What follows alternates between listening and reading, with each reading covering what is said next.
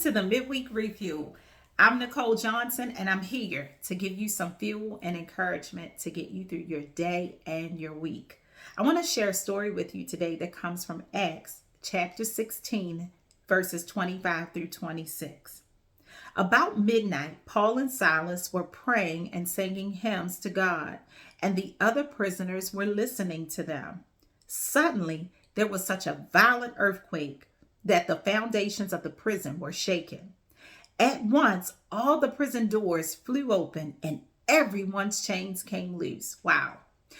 Let me give you some context to this story. So Paul and Silas, as ministry partners, are traveling along in a town when they're followed constantly by a slave girl who has a demonic spirit allowing her to tell fortunes.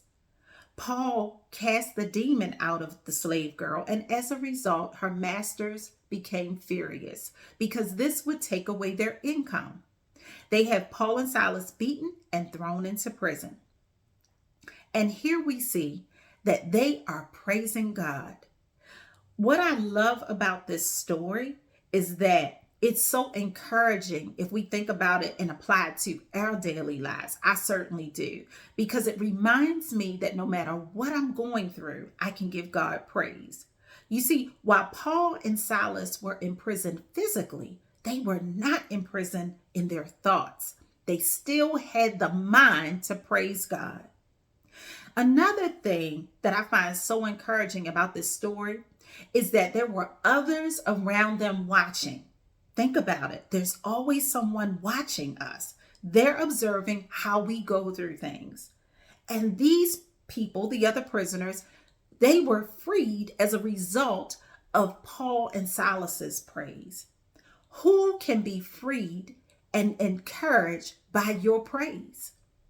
You know, recently I talked to someone as they were going through something, and they talked about how they often, or pretty much always, when they go through things, instead of focusing on God and remaining hopeful, they focus on the problem instead. They become depressed and isolated.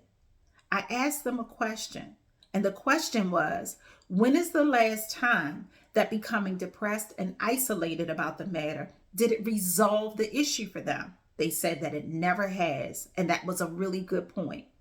The point is this, is that we will go through things, just like Paul and Silas. Some of you may be in a prison right now.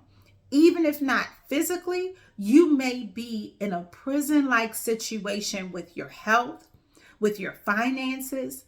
You may be imprisoned in your thoughts. And my encouragement to you is to break free of that. Break those chains by giving God praise.